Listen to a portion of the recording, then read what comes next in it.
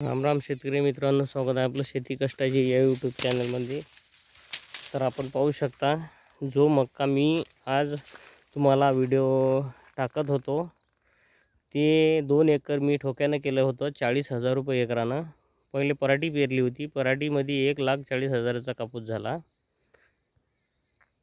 आणि 40,000 रुपयाचा ठोका दिला. 74,000 रुपये मी खर्च लावला आणि आज या मक्याले 50,000 रुपये खर्च लावला मी.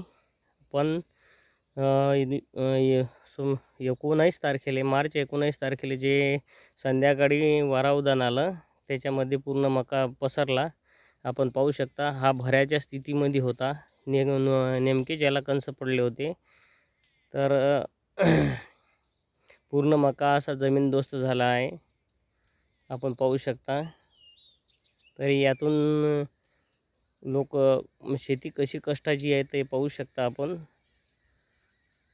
आता उत्पन्न कुठून निघणार आणि कुठून फायदा होणार. पहिलेच लॉकडाऊन धंदा माझा बुडवला होता.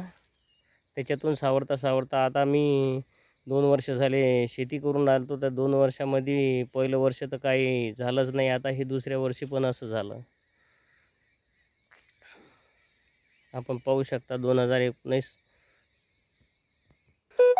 आपण पाहू शकता मित्रांनो, या मक्याला आज 3.25 महिने पूर्ण झाले आहे. येणारे पुढचे खाली फक्त 15 ते 20 दिवस पाणी द्यायचं होतं आणि त्यानंतर सर्व मका काढायला तयार होणार होता. पण नियतीनं कसं काय केलं आहे ते पाहू शकता आपण.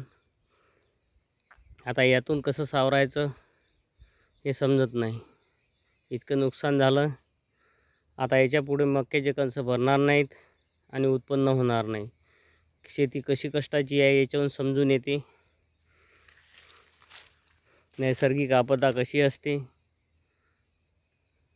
तुम्ही पाहू शकता मित्रांनो. ही शेतकऱ्याची गाथा आहे. हे शेतकऱ्याचे कष्ट आहेत. धन्यवाद मित्रांनो.